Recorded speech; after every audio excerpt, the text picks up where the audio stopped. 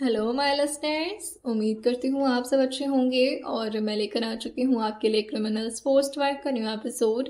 सुबह सुबह की आवाज़ है, थोड़ी सी ख़राब है, तो अपॉलॉजीज के लिए। तो चलिए शुरू करते हैं अपनी प्यारी सी कहानी को।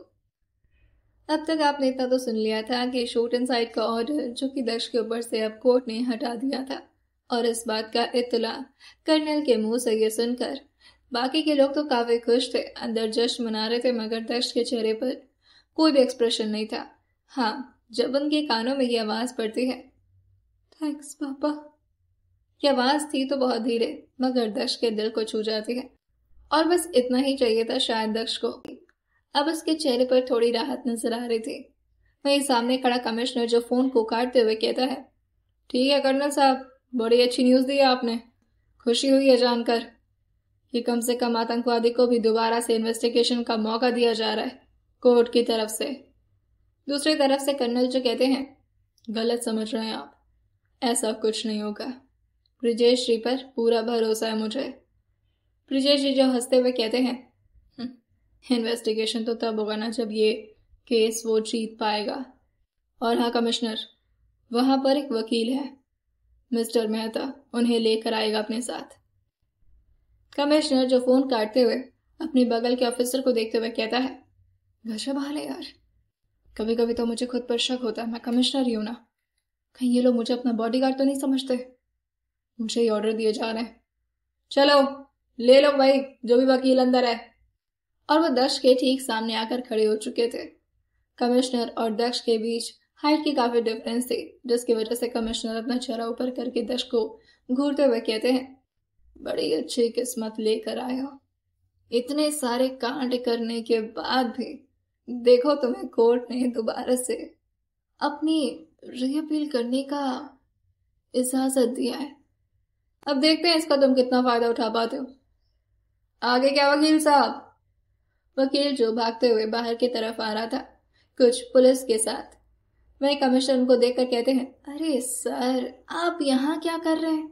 आपको पता है ये आतंकवादियों का अड्डा। उसने इतना बोला ही था कि तभी पीछे से रुद्र जाते हुए कहता है, आतंकवादी वो तब होगा जब अच्छी तरह से आपका डिपार्टमेंट इन्वेस्टिगेशन करेगा। आप लोग ना मुजरिम को नहीं ढूंढते हो, जो आसानी से मिल रहा है उसे मुजरिम बना करके पेश कर देते हो दुनिया के सामने। मैं कमिश्नर जय को उंगली दिखाते हुए कहता है, हे वैसे ही मेरा मूड बहुत खराब है। एक तो तेरे इस बहुत अच्छी किस्मत लेकर आई है जो मेरे सामने होने के बावजूद भी अब तक बचा हुआ है, लेकिन तेरी किस्मत इतनी अच्छी नहीं है, तुझे जेल में भर दूं क्या? ये सुनकर रुद्र जो चुप हो जाता है। वही दक्ष जो अपना हाथ जोड़कर कमिश्नर को नमस्ते करते हुए कहते हैं, कल कोर्ट में मिलता है कमिश्नर। अच्छा लगा आपको यहाँ देखकर। उम्मीद करता हूँ दोबारा आपको ये तकलीफ नहीं उठानी पड़ेगी। और ये बोलकर वो रुद्र के साथ वापस लौट जाते हैं।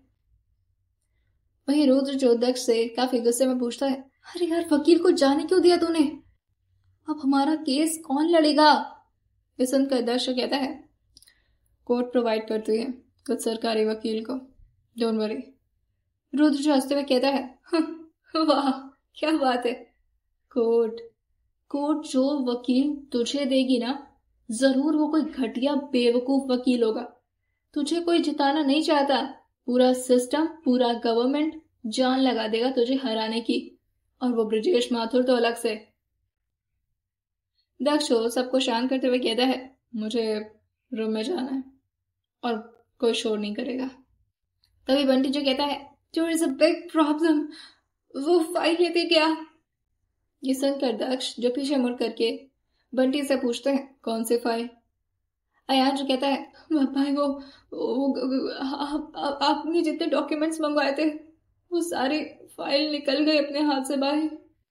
उसी में तो सबसे बड़ा सबूत था।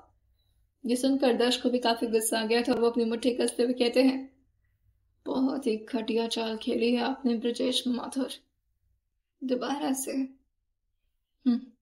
सही कहते हैं, गिरगिट हमेशा अपना रंग बदल ही लेते हैं, उससे सुधरने की उम्मीद नहीं की जा सकती। और बस इतना ही बोलकर वो अपने रूम में वापस लौट गया था।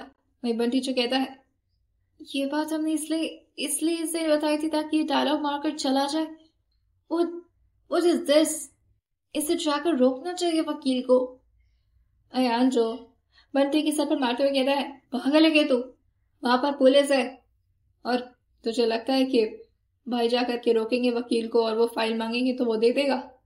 वकील को पुलिस प्रोटेक्शन मिल चुकी है, वो किसी के बाप से नहीं डरेगा। अब जो होगा भगवान ही जाने। वही रुद्र भी चुपचाप बगल में बैठते हुए कहता है, सब भगवान भरोसे ही तो रहते हैं, हम भी रह लेंगे, क्या फर्क पड़ता है। वही रात का वक्त, ईश्वी जो इस वक्त अपनी खिड़की से चांद को लगातार देखकर उसकी रोशनी को अपने चेहरे पर महसूस कर रही थी। नजर उसकी जंगल से चाहकर भी हट नहीं पा रही थी। शादी से पहले तक हमेशा उसकी नजर जंगल पर जब भी जाती तो उसके दिल में क्यूरियोसिटी और उसके साथ थोड़ा डर आ जाता। लेकिन अब उसे समझ में आया था कि वाकई में ही उस जंगल में इतना सुकून है जो वो कभी सोच भी नहीं सकती थी। तभी पीछे से कोई आकर उसे हक करता है और ईश्वर एकदम से चिहुक कर अपने ख्वाबों की दुनिया से बाहर आती है। ये उसकी फ्रेंड तान्या थी और वो उसके सर के पास अपना हाथ धीरे से फेरते हुए कहती है, क्या बात है, अपने डैड को मना लिया तूने? तो फाइनली अब वो टेररिस्ट अब अपना केस लड़ने वाला है। अच्छा ही है। ये सुनकर ईश्वर को काफी बुरा लगता है, लेकिन वो तान्या का कोई भी जवाब नहीं देती, बस चुपचाप कर्टन लगा करके आराम से आकर बेड पर बैठ जाती है। वही तान्या भी उसके ठीक बगल में आकर बैठते हुए कहती है, वैसे अगर मैं तुझसे कुछ पूछूं तो क्या मुझे जवाब सही सही मिलेगा? ये सुनकर ईश्वी जो अपने चेहरे को बस हाँ में हिला देती है। उसके चेहरे पर बहुत ही शांति थी, जो पहले तो ईश्वी के चेहरे पर कभी भी नहीं रहा करता था। वही तान्या जो उससे कहती है, तुझे लगता है कि उस शख्स ने वाकई में कुछ नहीं किया? क्योंकि उसकी शक्ल पे ही लिखा है कि वो बहुत बड़ा गुनहगार है। क्योंकि ऐसे लोग, मतलब इतने डेंजर लोग ऐसा कर सकते हैं। पता नहीं कौन सी आंखों से तुम देख रही हो ईश्वी। ईश्वी जो इस बात पर कुछ भी नहीं बोलती और ब्लैंकेट ओढ़ते हुए कहती है, मुझे नहीं पता, इसका जवाब तुम कल कोर्ट के जज से पूछना। वो जो फैसला सुनाएंगे पूरी दुनिया उसे ही मानेगी। तभी पीछे से तान्या जो कहती है, वैसे तो मैं लगता है कि कोर्ट में उसे कोई जीतने देगा। ईश्वी माथुर। और ये बात उसने ईश्वी के कान के पास आकर कहा था, जिससे ईश्वी भी थोड़ा कंफ्यूज होकर तान्या की तरफ मुड़ते हुए कहती है, क्या मतलब है तुम्हारा? हाँ, माना कि उसे कोई जीतने नहीं देगा क्योंकि उसकी लड़ाई सिस्टम के खिलाफ है और सिस्टम बहुत पावरफुल है। एक इंसान उससे लड़कर कभी भी नहीं जीत सकता। ये सुनकर तान्या जो ईश्वी के चेहरे को अपने हाथ से धीरे से सहला कर कहती है, ईश्वी, मगर अगर ये केस किसी अच्छे वकील के हाथों में पड़े जो दिल से इस केस को लड़कर उसे जिताने की कोशिश करे और सिस्टम को आईना दिखाए कि वो कितना करप्ट हो चुका है, जिससे मासूमों की जिंदगी कितने खतरे में पड़ रही है, तो तुझे लगता है ना कि वो शख्स जीत जाएगा? तुम्हारा दक्ष जीत जाएगा ईश्वी। ये सुनकर ईश्वी जो कहते हैं, उनके पास रियली बहुत अच्छे वकील हैं। जो प्रोफेसर मुझे पढ़ाया करते थे वही हैं उसके लॉयर। तान्या जो हंसते हुए कहती है, तू बेवकूफ है क्या? वो लॉयर अब वहां नहीं, अपने घर पर ऐश कर रहे हैं। उसके पास अब कोई लॉयर नहीं बचा। कल कोर्ट उसे कोई चीपड़ा सा लॉयर देगी और उसके बाद वही उसका केस लड़ेगा। और मुझे तो यही लगता है कि उस लॉयर को पैसा भी सिस्टम ही देगी। तो जब सिस्टम ही पैसा दे रही है तो ऑब्वियसली वो सिस्टम के खिलाफ तो कुछ आवाज ही नहीं उठा पाएगा। ये सारी बातें सुनकर ईश्वी जो चौंक कर खड़े होकर पूछते हैं, पर ऐसा कैसे हो सकता है? वो लॉयर तो उनके पास थे ना? तान्या जो हंसते हुए ईश्वी को जोर से गले लगाते हुए कहती है, मेरा काम तुझे हिंट देना था, बाकी की चीजें पता लगाना दैट इज योर रिस्पॉन्सिबिलिटी। अगर तू वाकई में उसे बचाना चाहती है तो थोड़ी मेहनत तो तुम्हें करनी पड़ेगी ना। अब ईश्वी पूरी तरह अकेले पड़ चुकी थी और वो चुपचाप आकर दोबारा से खिड़की के पास खड़े होते हुए अपने ही मन में बहुत सारे सवाल लेकर सोचना शुरू कर देती है कि आखिर ऐसा कौन कर सकता है, उससे लॉयर क्यों छीना गया। अभी उसके दिमाग में ये सारे सवाल चल ही रहे थे कि तभी उसके दिमाग में एक बात और क्लिक करती है, अगर मैं अपने पापा से पूछूं तो वो सब कुछ बता देंगे। हाँ, क्योंकि अभी भी ईश्वर को यही लगता था कि उसके पापा तो इनोसेंट है, और लगता भी क्यों ना, ब्रिजेश जी ने अपनी पर्सनैलिटी अपनी बेटी के सामने बिल्कुल साफ सुथरी रखी थी। ईश्वरी अपने रूम से बाहर निकलती है और अभी अपने पापा के रूम की तरफ जाने वाली होती है, लेकिन तभी उसे कुछ सुनाई देता है। चैम्बर की तरफ से कुछ लोगों की आवाज आ रही थी, जिसे समझ गई थी ईश्वरी की उसके पापा चैम्बर की तरफ ही हैं। वो सीढ़ियों से नीचे की तरफ उतरते हैं और जैसे ही चैम्बर के रूम के अंदर एंटर करने वाली होती है, दरवाजे पर ही खड़े होकर उसे कुछ आवाजें आने लगी थी। अंदर से उसके डैड और बाकी के कुछ लोग जो हंसते हुए ड्रिंक कर रहे थे, और ईश्वरी ऐसी जगह पर जाना मुनासिब नहीं समझती, इसी वजह से वो चुपचाप बाहर ही खड़ी रहती है। वो अपने पापा के बाहर आने का इंतजार कर रही थी, लेकिन जैसे ही उसका ध्यान अंदर की बातों पर पड़ता है, उसका फोकस और ज्यादा गहरा हो चुका था और वो अपना कान लगाकर दरवाजे पर ही टेक कर उन लोगों की बातें सुनने लगती है। अच्छा गेम खेला तूने ब्रिजेश। एक तरफ दुनिया को दिखाने के लिए उसको माफ भी करवा दिया और दूसरी तरफ उसकी जिंदगी बर्बाद भी कर दी।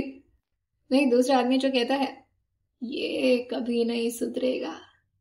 वैसे जब उसे बुरी तरह फंसाना ही था तो उसे बचाने का क्या फायदा हुआ तुझे। ब्रिजेश जी जो ड्रिंक के ग्लास को टेबल पर रखते हुए कहते हैं बात ऐसी है कि आप सब अपने बच्चों की जिद के आगे झुक जाते हैं, बिल्कुल वैसे ही मेरे साथ भी हुआ। अब इतनी प्यारी सी बच्ची है मेरी, इतने प्यार से उसने मुझसे प्रॉमिस लिया, मैंने बोला चलो ठीक है तुम्हारी भी बात मान लेते हैं, लेकिन अब बच्चों के चक्कर में हम अपना भविष्य और अपने बच्चों का भविष्य खतरे में तो नहीं डाल सकते। और तुम सबको तो वैसे ही पता है कि वो आदमी कितना बड़ा साइको है। अगर वो बच गया तो हम सबकी जिंदगी तो बर्बाद होनी ही है। लेकिन अब क्या करेगा वो, क्योंकि लॉयर तो हमारे पास है और जो सबूत उसने मेरी बेटी के हाथों मंगवाया था वो भी अब मेरे हाथ में आ चुका है। अब उसके पास लड़ने के लिए या फिर कोर्ट को दिखाने के लिए कुछ नहीं बचे। कल गवर्नमेंट कोई लॉयर इशू करेगी उसे और बस केस एक ही दिन में क्लोज करवा देंगे हम, क्योंकि मेहता जी तो अब हमारे साइड से लड़ेंगे। ये सुनकर ईश्वरी जो कुछ कदम दूर जाते हुए जोर जोर से सांसें भरते हुए कहती है नहीं, अब क्या होगा, वो फाइल उनके लिए बहुत इंपॉर्टेंट थी। तभी पीछे से उसे अपनी मम्मी के पायल की आवाज सुनाई देती है, जैसे वो चैम्बर की तरफ ही आ रही हो, जिसे जल्दी से जाकर ईश्वरी सीढ़ियों के नीचे छुप जाती है। उसकी मम्मी जो चैम्बर के अंदर एंटर हो चुकी थी से सीढ़ियां चढ़कर दोबारा से अपने रूम के अंदर आ जाती है। अब क्या होगा कल कोर्ट में ये तो किसी को भी नहीं पता था। ईश्वरी भी कभी ऐसे शख्स के लिए परेशान हो सकती है जिसने उसे खुद किडनैप किया, उसे अपने साथ अपनी वजह से, अपनी खुशियों की वजह से ले गया, जिस वजह से ईश्वरी के घर वालों की इज्जत और उसके साथ ईश्वरी की शादी तक टूट गई। वो ऐसा कभी नहीं सोच सकती थी। उसकी आंखें रोते रोते लाल हो चुकी थी, क्योंकि अब उसे पता था कि आगे क्या होने वाला है। यह सब उसके पापा का दिखावा था और अब जाकर उसे समझ में आ रहा था कि जो भी कुछ दक्ष अब तक ईश्वरी से कहता था उसके पापा के बारे में, आज तक जितने भी बातें दक्ष ने बोली थी उसमें से गलत तो कुछ भी नहीं था। शायद ईश्वरी ही लोगों को पहचानने में गलती कर बैठती है। दूसरी तरफ दक्ष बाहर अकेले चुपचाप बैठा हुआ था। वहीं पीछे से अयान जो दक्ष को ग्लास में कुछ देते हुए कहता है भाई आप ये भी लो, आपको थोड़ा रिलैक्स मिलेगा, वैसे आपके दिमाग में बहुत टेंशन चल रही होगी। दक्ष अपने चेहरे को ना मिलाते हुए कहते हैं टेंशन किस बात की होगी, मुझे इन सब चीजों की आदत हो चुकी है।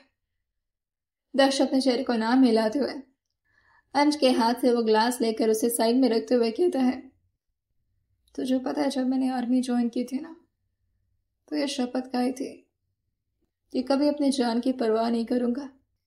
उसी दिन मैंने अपनी जान को अपने देश के हवाले कर दिया था यार।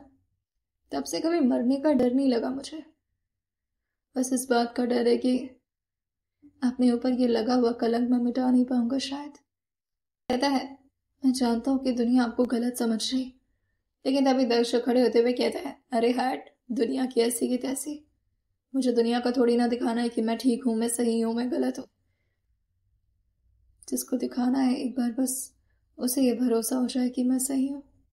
उसने मेरे लिए लड़ा अपने पापा से और ये बोलकर वो अयान की तरफ मुड़ते हुए कहते हैं, मेरे लिए इससे बड़ी जीत क्या हो सकती है अयान?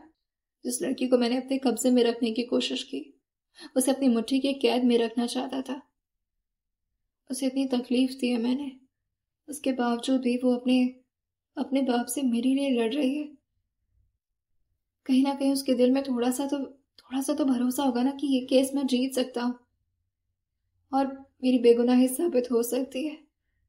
लेकिन क्या हो जब कोर्ट मुझे मुजरिम बना दे, दुनिया के सामने बता दे कि मैं ही वो शख्स जिसने ब्लास्ट करवाया था, देशद्रोही, टेररिस्ट, अपने देश को ही बेच खाने वाला एक आर्मी कमांडो। उसे कितना बुरा लगेगा अयान। और फिर वह अयान के बगल में बैठते हुए कहते हैं, अब ये केस मुझे दुनिया के लिए नहीं लड़ना है, क्योंकि अब मुझे दुनिया की परवाह नहीं है। अब ये केस मुझे सिर्फ उसके लिए जीतना है, जो शायद काफी मुश्किल होगा। जंगल में कुछ पुलिस जो पहरा देने के लिए वहीं पर रुके हुए थे। अब दक्ष जैसे बड़े क्रिमिनल को यूं ही सरकार तो छोड़ नहीं देगी, जिसकी वजह से जंगल के आसपास कुछ पुलिस वाले अभी भी मौजूद थे, जो दक्ष और बाकी के लोगों पर नजर रखे हुए थे। सुबह दक्ष, अयान, रुद्र, बंटी, जो अब कोर्ट की तरफ निकल चुके थे, वो भी पुलिस के जीप में।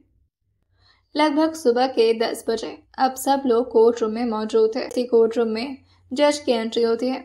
जैसे ही वो अंदर आए थे, सब लोग अपनी जगह पर खड़े हो गए थे। जज जो बैठते हुए कहते हैं, कार्रवाई शुरू की जाए।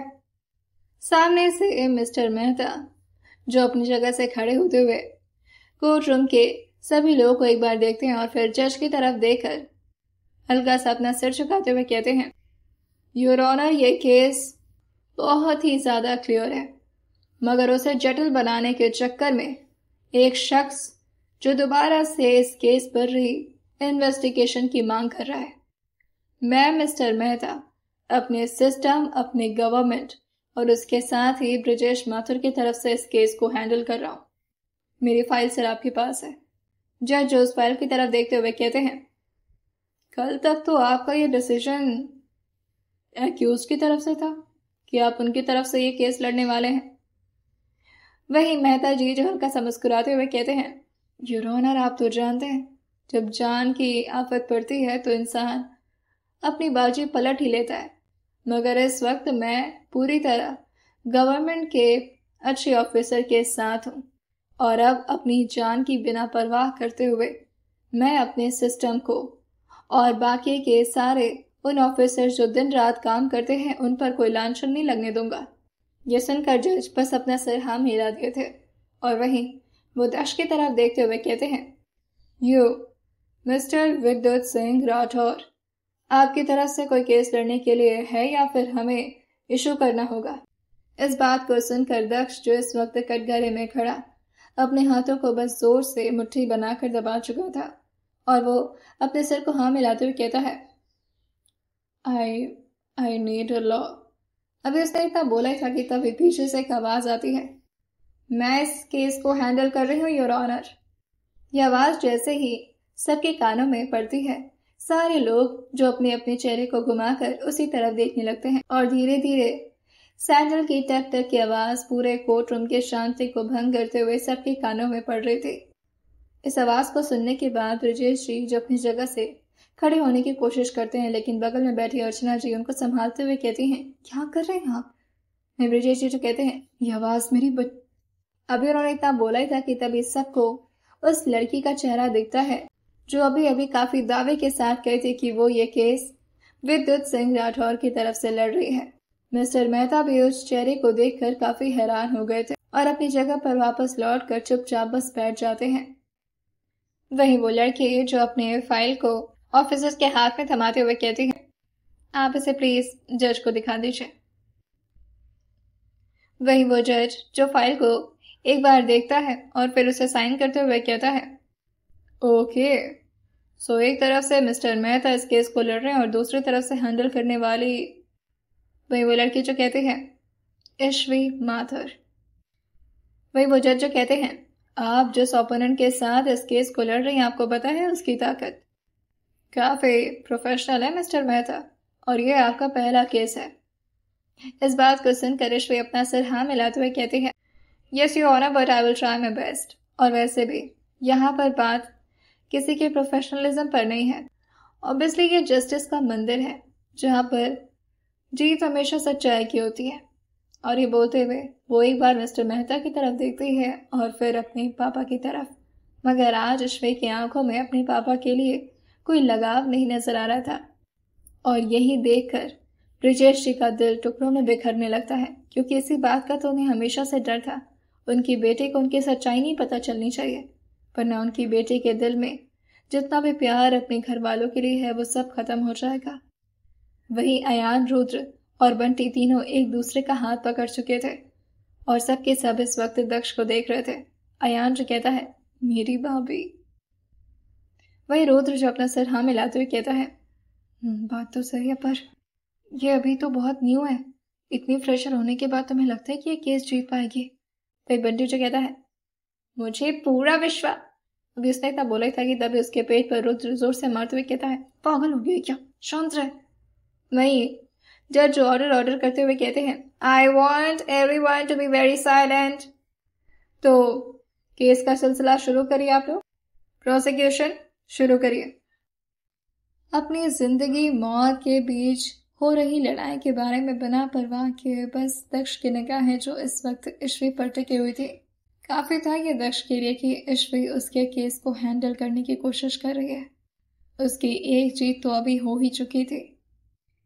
वहीं ईश्वी जो कुछ फाइल्स के डॉक्यूमेंट्स को दोबारा से ऑफिसर्स के हाथ में देते हुए जज को हैंडओवर करने के लिए कहती है।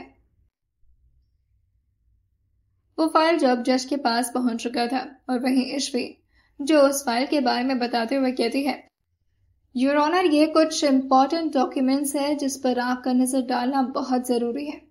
उस डॉक्यूमेंट को देखने के बाद उस पर आप सिग्नेचर पर भी जरा गौर फरमाइएगा। ब्रिजेश माथुर का सिग्नेचर है वहां, जो साफ साफ इस बात को बयां करता है कि इस स्कैंडल में ब्रिजेश माथुर का हाथ था, जिसे पूरी तरह से छुपाने की कोशिश की गई है सिस्टम के द्वारा। मैं जानना चाहूंगी कि ये इतनी बड़ी ट्रांजैक्शन किस बारे में है?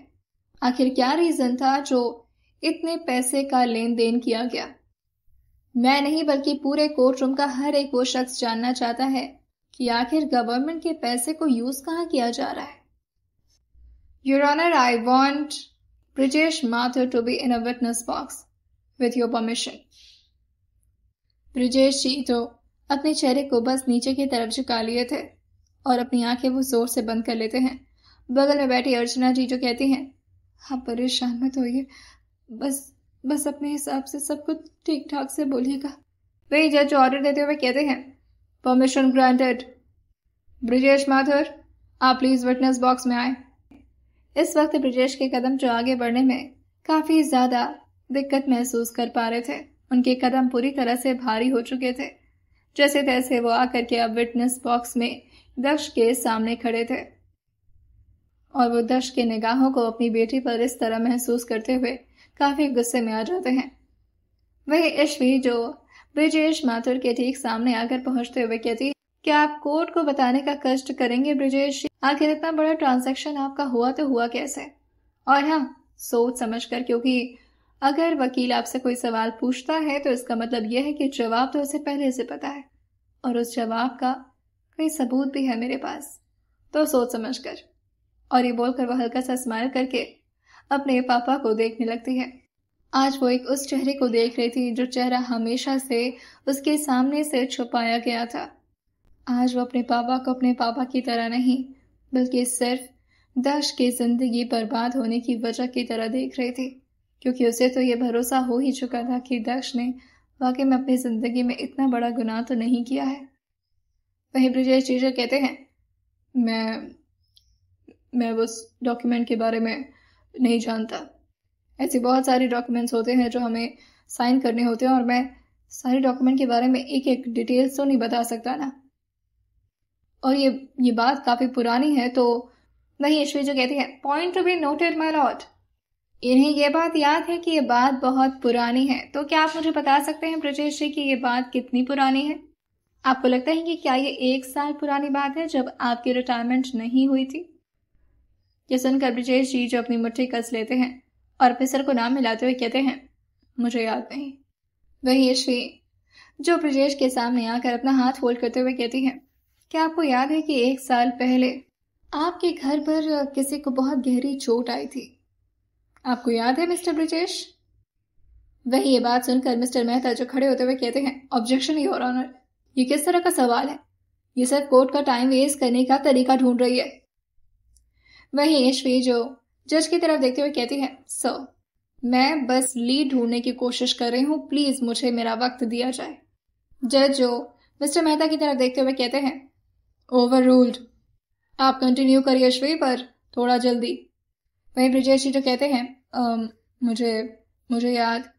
वहीं तभी यशवी जो हल्का सा पीछे होते हुए कहते हैं, आपको वाकई में ही नहीं याद है?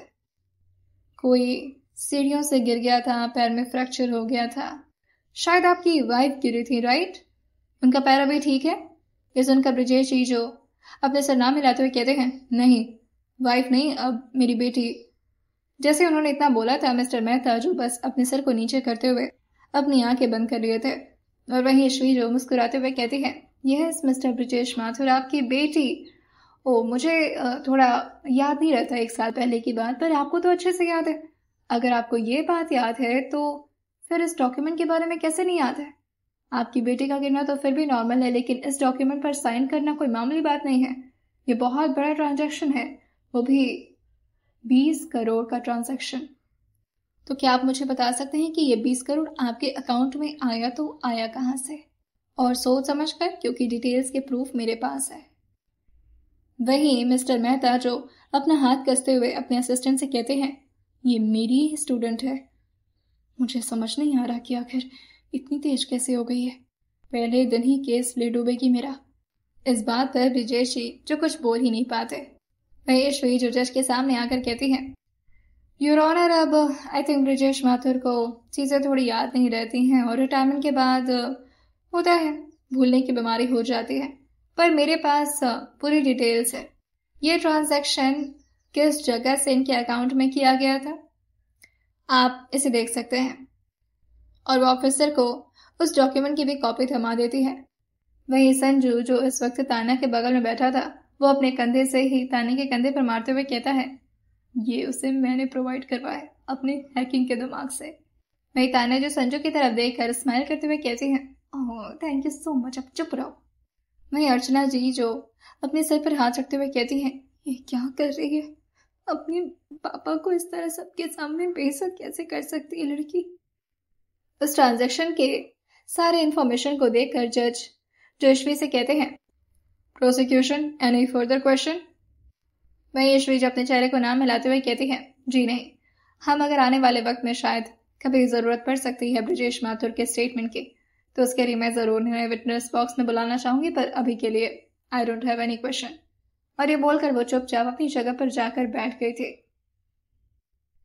उसे लगातार अपने ऊपर किसी की नज़र महसूस हो रही थी, जिससे वो हल्का सा अपने चेहरे को उठाकर उस शख्स की तरफ देखती है जो चाह कर भी अपनी नज़र को यशवी के चेहरे से हटा नहीं पा रहा था। लेकिन जैसे ही यशवी ने दक्ष के चेहरे की तरफ देखा था, दक्ष अपनी निगाहों को नीचे की तरफ झुका लेता है। पहली बार यशवी ने दक्ष को इस तरह से शर्माता हुआ देखा था, जिससे उसका पूरा ध्यान भटक चुका था। तभी उसके बगल में बैठी उसके अपने ही कॉलेज की जूनियर जो कहती है, मैम, यशवी मैम, सामने की तरफ देखिए। अब क्या होने वाला है इस केस का आखिरी अंजाम, आइए जानते हैं अब कौन सा नया दावा खेलने वाले हैं मिस्टर मेहता और ब्रिजेश माथुर और बाकी के सिस्टम के ऑफिसर दक्ष के खिलाफ। जानते हैं अब ये जीत किसकी तरफ से होने वाली है, और सुनते रहे क्रिमिनल्स पोस्ट 5 सिर्फ और सिर्फ स्टोरी विद सौम्य के साथ।